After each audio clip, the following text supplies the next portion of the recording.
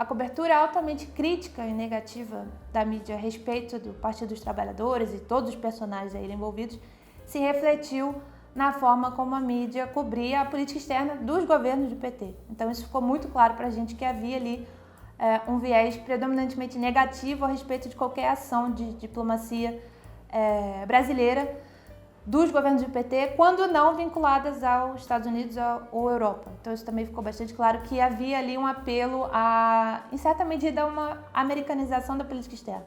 Então isso a gente conseguiu identificar que toda vez que havia uma movimentação brasileira em direção à América Latina, ou inclusive à China na época, aí eu estou falando basicamente de governo Dilma e essa transição depois do golpe para o Michel Temer, isso ficou bastante claro, que houve uma diferença no tratamento, mas que eu diria que isso se refletiu sim na forma como se cobria a política externa. Então, eu me lembro que alguns dos termos usados pela imprensa na época para se referir à política externa, tanto da Dilma quanto do Lula, era lulopetismo diplomático ou a estratégia terceiro-mundista com viés negativo. Então, qualquer tipo de aproximação com Venezuela, Cuba, o que é muito interessante, na verdade, de olhar, porque isso foi sendo construído através do tempo e isso foi, de alguma forma, apropriado pelo governo do Bolsonaro depois.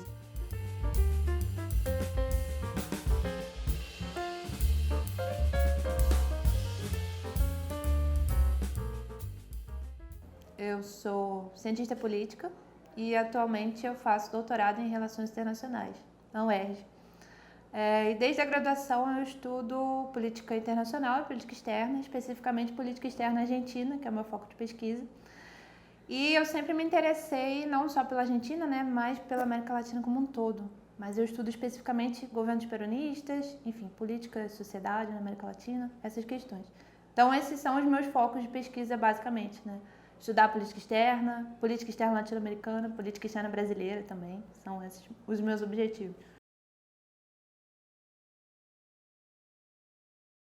Então, eu conheci, a primeira vez que eu ouvi falar do manchetômetro, eu ainda estava na graduação, foi ali em 2014, que foi coincidentemente o ano que o manchetômetro começou, então era ali nos círculos da ciência política, a gente ouviu falar sobre o projeto, e aí eu me interessei já de início em acompanhar o que seria, mas eu só comecei a trabalhar de fato no manchetômetro em 2017, quando se começou a pensar o projeto de política externa. Então, na época, esse projeto começou a ser coordenado pela Juliana e pelo Vinícius, e eu entrei justamente como codificadora. Então, eu comecei em 2017 como codificadora, fiquei uns meses nessa função, e aí depois, quando a Juliana saiu, ela me convidou para assumir a coordenação do manchetômetro de política externa. Então, eu já comecei daí, primeiro como codificadora e depois assumi essa função de coordenação da política externa.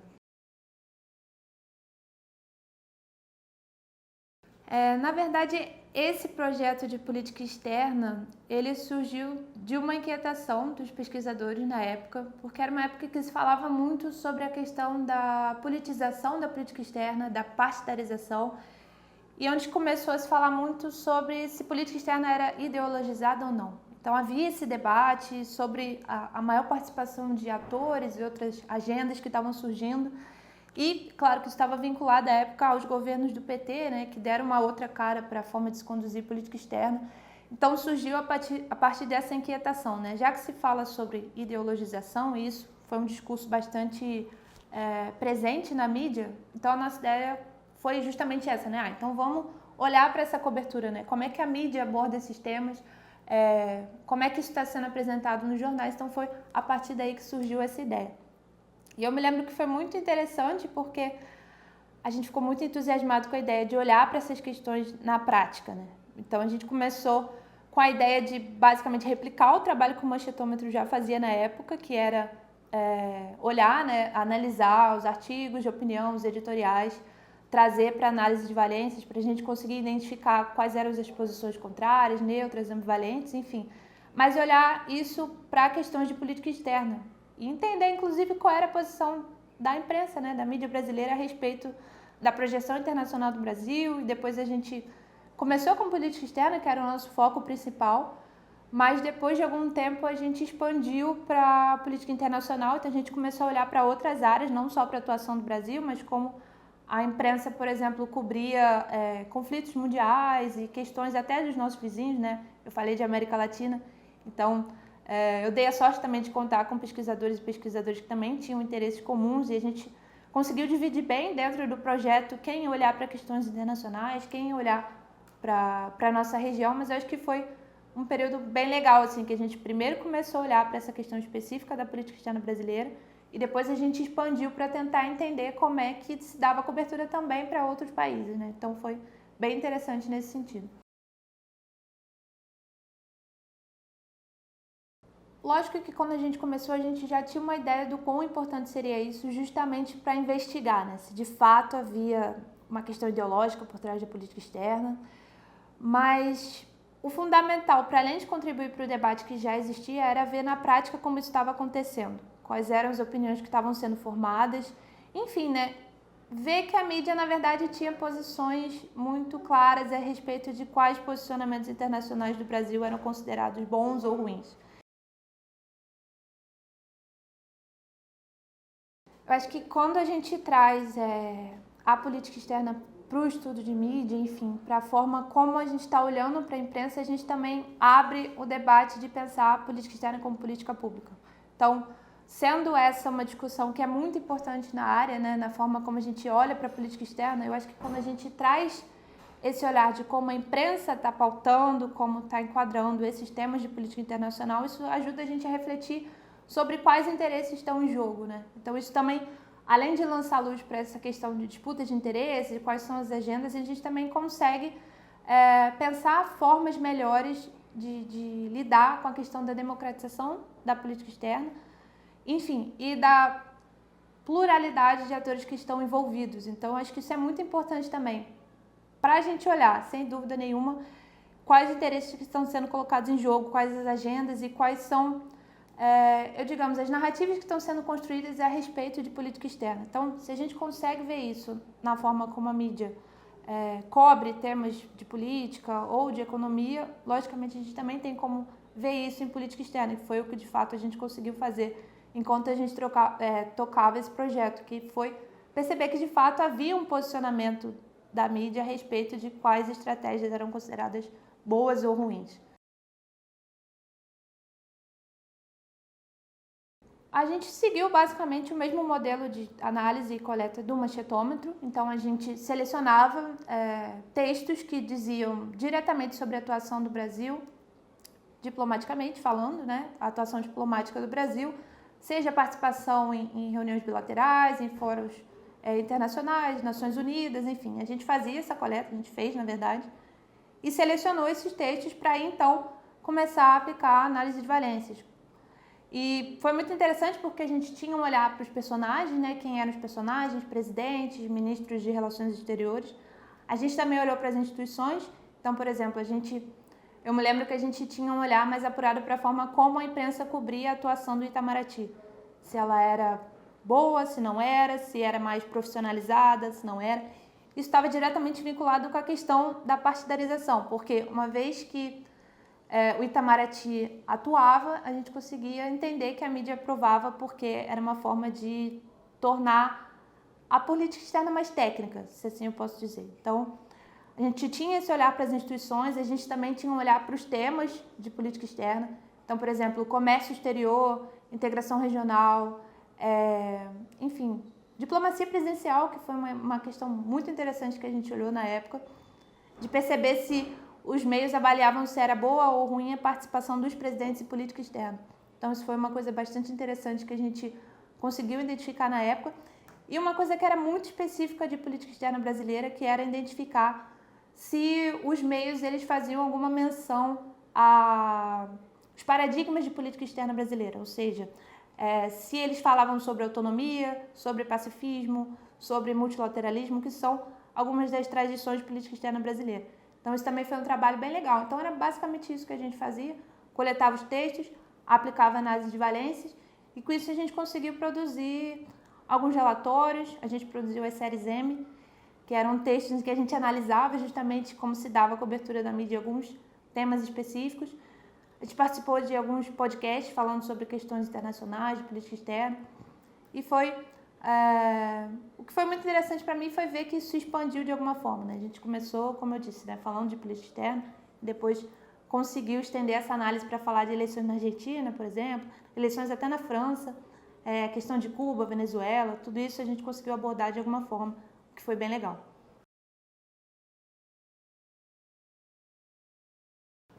Na verdade, eu diria que essas duas coisas estão indiretamente ou diretamente relacionadas, porque a cobertura altamente crítica e negativa da mídia a respeito do Partido dos Trabalhadores e todos os personagens aí envolvidos se refletiu na forma como a mídia cobria a política externa dos governos do PT. Então isso ficou muito claro para a gente que havia ali um viés predominantemente negativo a respeito de qualquer ação de diplomacia brasileira dos governos do PT, quando não vinculadas aos Estados Unidos ou Europa. Então isso também ficou bastante claro que havia ali um apelo a, em certa medida, uma americanização da política externa. Então isso a gente conseguiu identificar que toda vez que havia uma movimentação brasileira em direção à América Latina, ou inclusive à China na época, e aí eu estou falando basicamente de governo Dilma e essa transição depois do golpe para o Michel Temer, isso ficou bastante claro, que houve uma diferença no tratamento, mas que eu diria que isso se refletiu sim na forma como se cobria a política externa. Então, eu me lembro que alguns dos termos usados pela imprensa na época para se referir à política externa, tanto da Dilma quanto do Lula, era lulopetismo diplomático ou a estratégia terceiro-mundista com viés negativo. Então, qualquer tipo de aproximação com Venezuela, Cuba, o que é muito interessante, na verdade, de olhar, porque isso foi sendo construído através do tempo e isso foi, de alguma forma, apropriado pelo governo do Bolsonaro depois. Então, toda essa narrativa contra a Venezuela, contra Cuba, inclusive eu me lembro que era uma questão muito forte na época falar contra os mais médicos, que isso era uma forma de financiar a ditadura cubana. E isso foi apropriado pelo governo Bolsonaro depois, como um discurso diplomático contra esses países, justamente por entender que isso era uma forma de financiar. Então, acho muito curioso, embora não me surpreenda, ver como essas questões foram sendo construídas e depois usadas pelos governos, né? Como política externa se tornou um tema de campanha em 2018, e isso com base em opiniões que já estavam sendo vinculadas pela mídia muito antes do governo Bolsonaro. Então, toda a questão envolvendo nós não queremos virar Venezuela, ou vai para Cuba, tudo isso passa pela dimensão de entender política externa como política pública, entender que tanto a arena doméstica quanto a arena internacional elas estão conectadas e que isso vai se refletir na forma como a mídia lida com esses temas. É uma forma de você politizar domesticamente, de você fazer com que essas questões passem, né, com que essas questões passem pela sociedade, né, que isso vire pauta, que isso vire agenda, e que de fato contribuiu, né, para a campanha do Bolsonaro em 2018. Então, só para retomar, para dizer que é justamente isso, né? A gente percebeu que as duas coisas estão relacionadas. Tipo, o viés negativo da cobertura do PT também incidiu sobre a cobertura negativa de política externa, o que, por outro lado, também reflete na cobertura neutra ou predominantemente positiva da política externa que foi implementada, por exemplo, pelo Michel Temer. Então, a gente também conseguiu identificar que, embora ele tenha escolhido o Serra para comandar o Ministério de Relações Exteriores, isso não foi tratado como ideologização de política externa, isso não foi tratado como partidarização, isso foi tratado como uma questão independente. Isso não foi pauta. E isso ficou muito claro na transição entre os governos.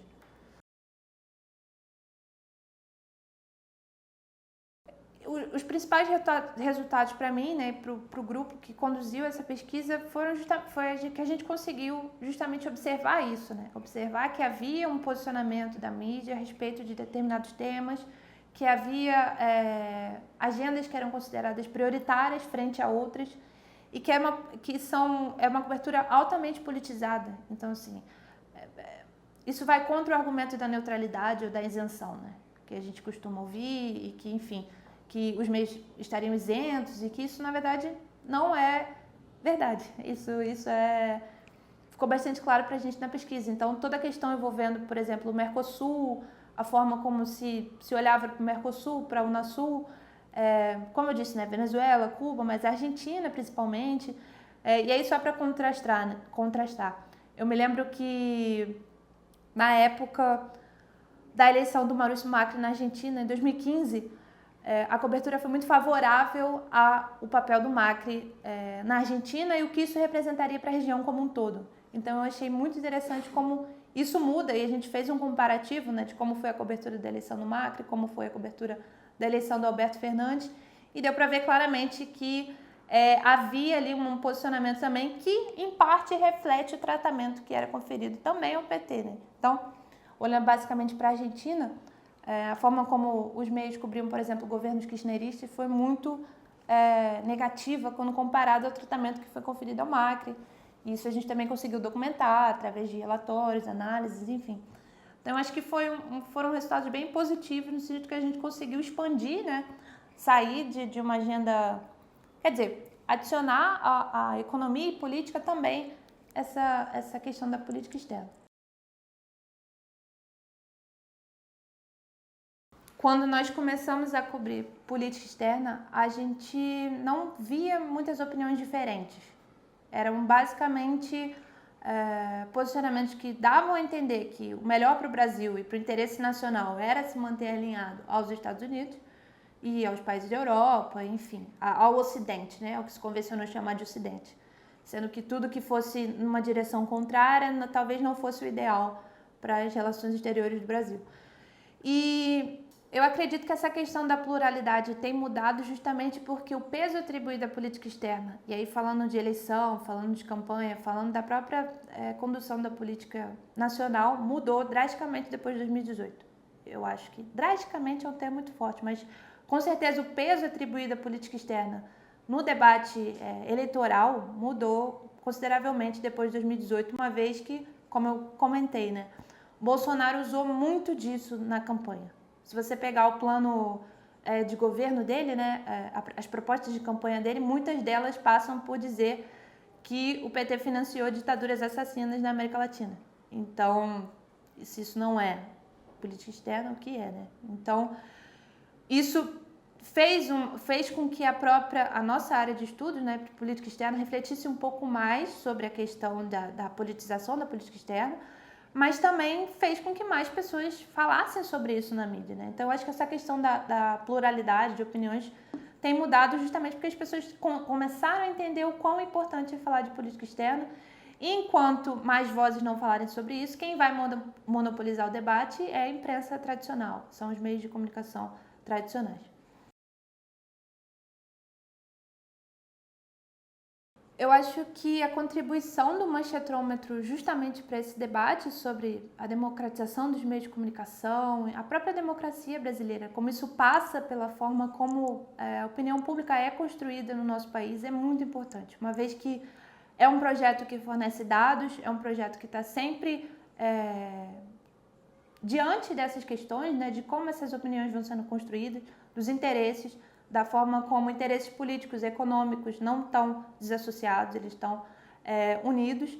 Então, acho que o trabalho do Manchetômetro é muito importante na medida que ele lança a luz para essas problemáticas, sabe? De pensar uma forma de desconstruir esse monopólio midiático, né? Eu acho que hoje, com as redes sociais, a gente já consegue ver alguma coisa de ampliar, né? A gente já não consegue dizer que os meios, né, os jornais tradicionais, eles têm o monopólio da informação, mas eles ainda assim têm um impacto muito importante, uma vez que eles concentram muitos interesses e ainda assim formam opinião, enfim.